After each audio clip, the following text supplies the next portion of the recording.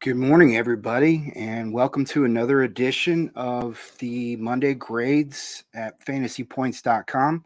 I'm your host, Wes Huber, and we had some insanely good games yesterday, with 10 of them finishing with a difference in score of a touchdown or less. So, a lot of competitive games, some that were just out of this world good, and we'll be covering a couple of those. We still got two more really good matchups take place this evening. So let's start out with our A grades, and really it's an A plus for Tua Tagovailoa. So 36 out of 50 for the game. That's 72%. When we account for drop passes and deflected passes, that's 84%. 469 yards passing, 6 touchdowns, 2 interceptions, a 124.1 passer rating, 9.4 yards per attempt, 7.8 of that on air yardage per attempt. So he had 132 more passing yards than anyone else on that played yesterday or Thursday. And he led his team to a 42-38 victory over Baltimore. They entered the fourth quarter down 35-21, came back obviously, and we're gonna actually set him aside. So we're gonna talk a little bit more about him later. Let's move on to it's the watered down version of Tom Brady, of course. I mean, nowhere in the same galaxy, but Joe Flacco. Man, this guy he's been pretty good. He was pretty good last week. That may not have shown up on the box score, but he actually was. But this week, so he was only 26 out of 44, which is 59% completion percentage. But when we account for the drops and the PDs, that's 73%. He threw for 307 yards, 4 touchdowns, 0 INTs, 110.7, and he's another A grade here with 7.0 yards per attempt, 10.5 air yards per attempt. So he led his team to a 31-30 victory over Cleveland. And again, we're going to set him aside because I want to talk about these two quarterbacks in another aspect of their performances in a bit. So at running back, it was interesting because A.J. Dillon, he took on he was the lead back essentially, and Aaron Jones just came in for the money plays, and he didn't disappoint. 15 carries, 132 yards, and a touchdown, 8.8 yards per attempt. That's extremely healthy. It really does appear that Aaron Jones thrives in this backup role. 64% of his yardage came after contact, 338 one through the air. He broke 11 tackles during their 27-10 victory over the Bears. A grade, absolutely, all the way. And I think it's better for his health that he's not seeing those bell cow touches. It would definitely help our fantasy squads, but in the short term, long term, I think it's better for everybody. So Amon-Ra St. Brown, this guy's he's a phenomenon. 12 targets. He puts up a 9-116-2 receiving line, 5 first downs, 3 yards per route run, 3.52 yards per route run, 12.9 yards per reception. 47% of that came after the catch, a 144.4 targeted passer rating. He also had 2 carries for another 68 yards on the ground.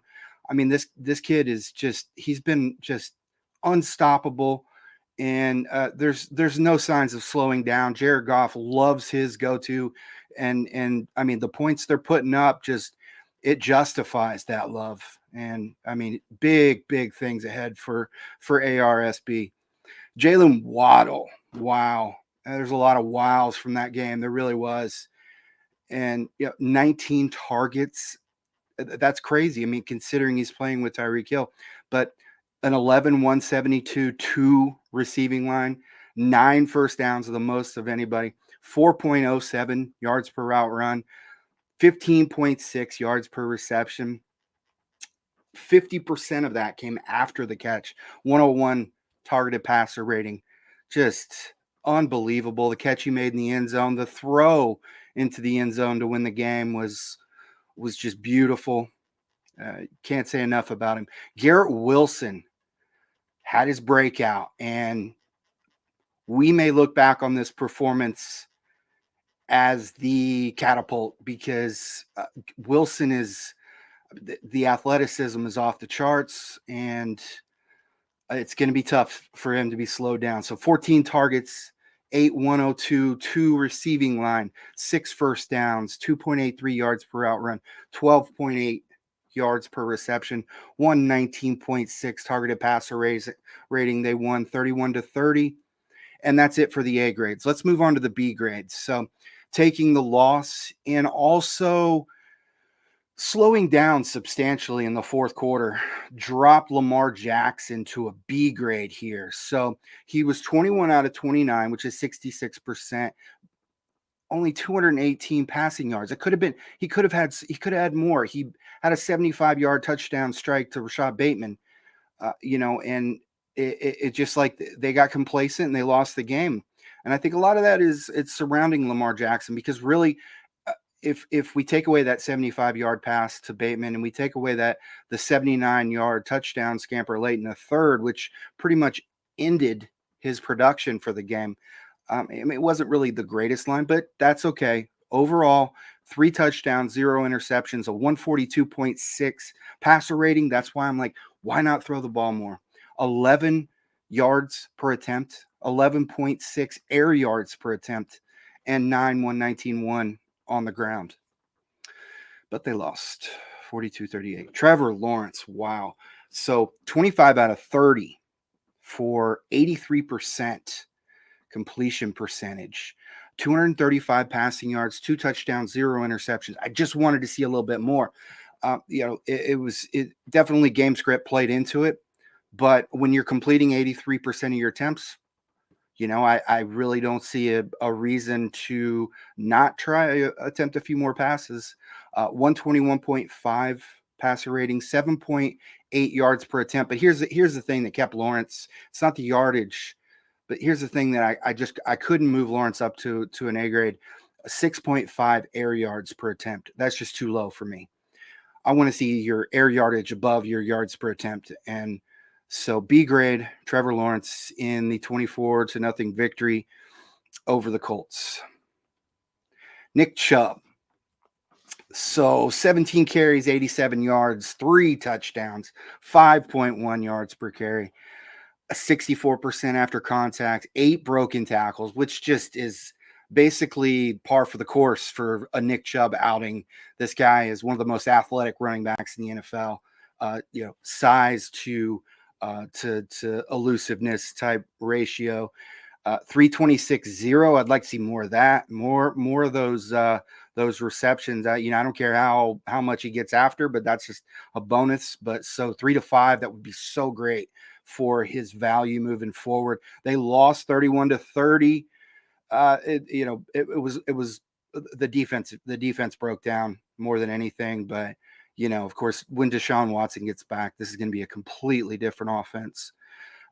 James Robinson. So this is one that's not going to come across as your typical B performance, but I still think it fits. So 23 carries, 64 yards, and a touchdown. It's only 2.8 yards per attempt, but 106% of that yardage came after contact. He only broke 3 tackles, but James Robinson was bouncing around everywhere. He caught a couple of passes as well. And if he can get some better play out of his offensive line, James Robinson would be a threat to go for 100. This coaching staff loves him because he can grind these games down and allow them to keep that clock moving so that Jacksonville can compete and keep their defense off the field, even though their defense looked pretty good this week. But for future games when you're not going up against Jacoby Brissett. Amari Cooper. Honestly, I called this one as a fade, somebody that I was avoiding.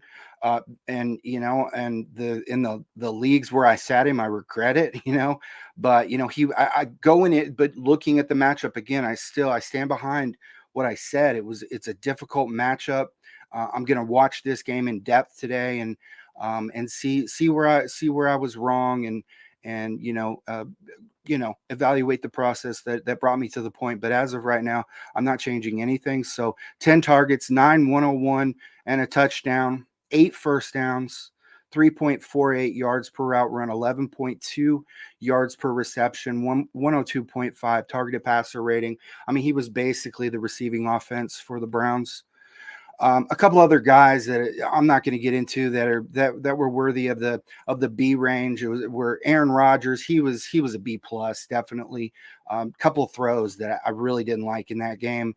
But other than that, he was typical Aaron Rodgers, just without the typical number one wide receiver. I mean, get Romeo Doubs more involved is all I'm saying. Every time that kid touches the ball, it's electricity. Drake London, another rookie, had a really monster game there against the Rams. I was really impressed with how well he played in that game. And then Rashad Bateman, another guy that I was a little leery about this week, going up against the X factor. So Xavier Howard, but had that 75-yard touchdown that pretty much was his day. So he had another 29 yards, but worth mentioning. So going back to Tua, talking about Loa. So he led all quarterbacks in completions, completion percentage, yards per attempt, obviously touchdowns with 6, and passer rating during the second half of their games, and of any quarterback's game. In the first half, he was 12 out of 20, 60%, 150 yards. He threw 1 touchdown, 2 interceptions, had a 60.4 passer rating, 7.5 yards per attempt, 5.9 air yards per attempt.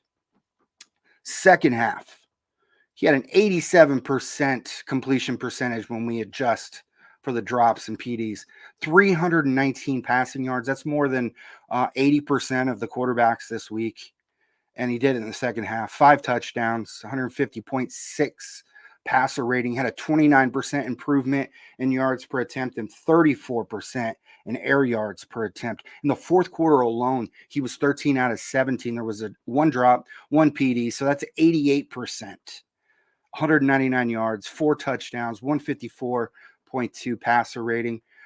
He led the offense to the game-winning touchdown in about 1 minute and 52 seconds, and that was blown up because the Dolphins were trying to run down the clock so that they didn't leave the Ravens time to do anything. It was an ingenious move because when Lamar Jackson did get the ball, he completed a couple of passes and they were able to get to the 50-yard line.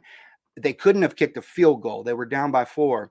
But if Lamar Jackson gets another 15 yards and, isn't forced to throw the ball 60 yards down the field, 65 yards, I think it would have definitely increased their chance of success on that last throw.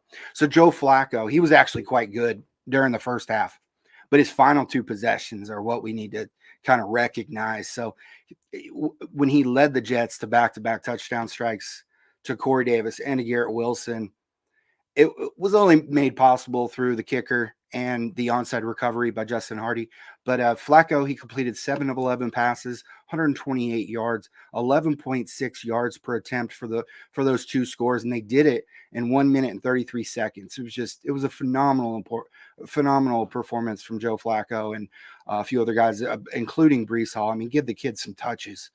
It's like looking back to the Adrian Peterson days, and we're watching him in the backup role, and we're like, oh my gosh, what's going on? It's like, get this kid on the field, and we'll see it soon enough. But so yeah, I mean, Carolina, things are not looking good there for anybody, and that includes Christian McCaffrey. So I mean, I have him listed here. Obviously, I'm not doing C grades, but I'm doing, big second half performances or improvements over the first half. So C-Mac, he had 928.0 rushing, 3.1 yards per attempt in the first half. And 75% of that came after contact, 212.0 receiving. So, and this is why evaluating a running back is so difficult, because you look at the 928.0 rushing line, but then you see that 75% of that came after contact. A running back is only able to do so much beyond what he needs his offensive line to provide him. So even though he went 674.0, which is 12.3 yards per carry in the second half, only 74% of that came after contact. And it was a 214-0 receiving line. It doesn't matter. From 3.1 yards per carry up to 12.3, it's noteworthy. And it doesn't matter, though.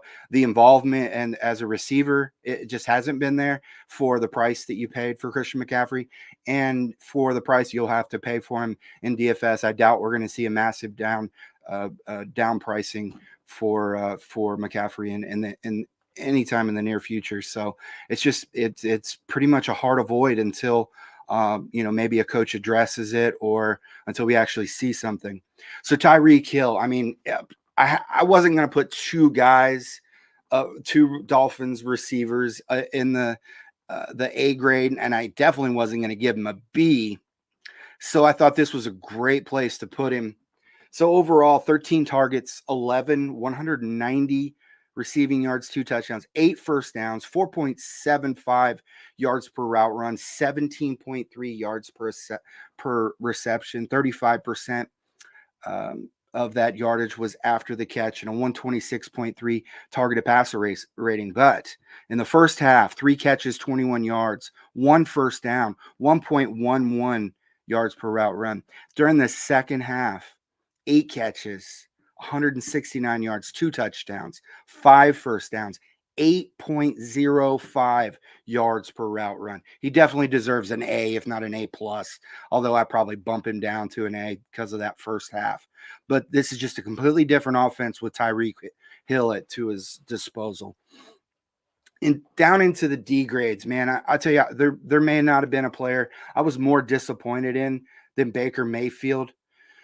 He was set to see a bunch of cover one, and that when he had a decent receiving group with Cleveland was usually the time that we would want to target him.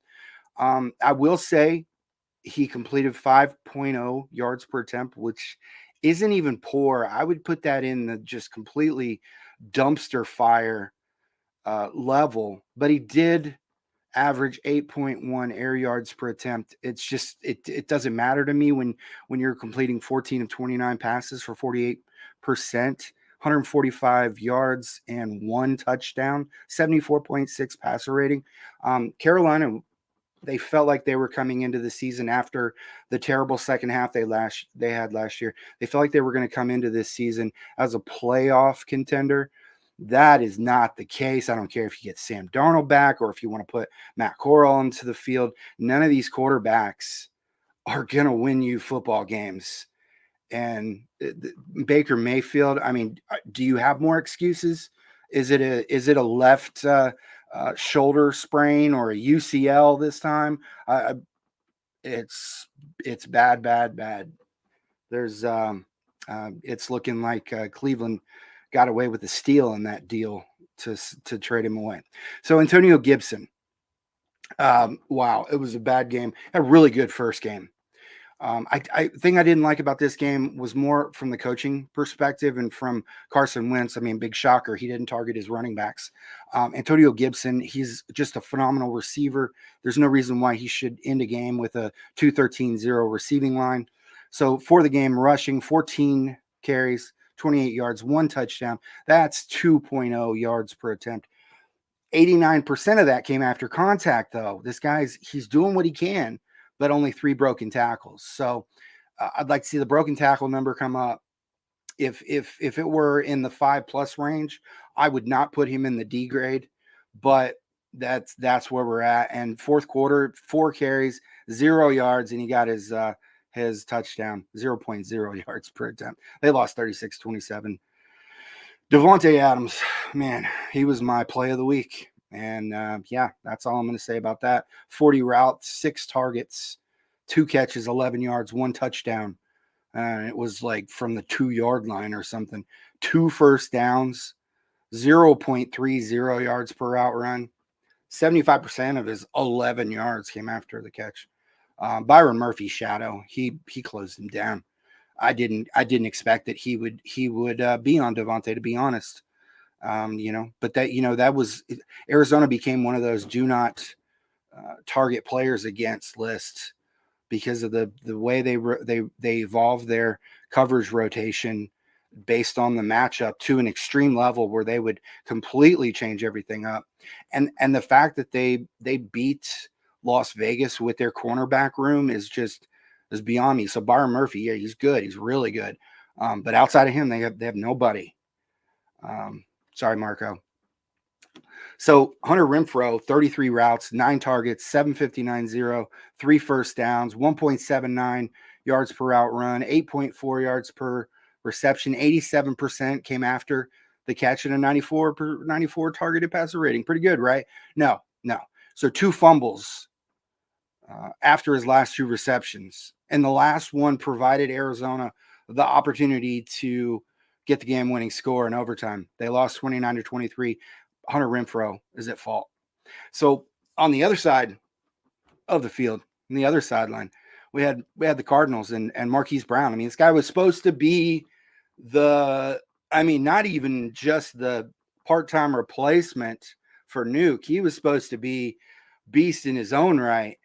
49 routes, 10 targets. Yes, 668.0, 2 first downs.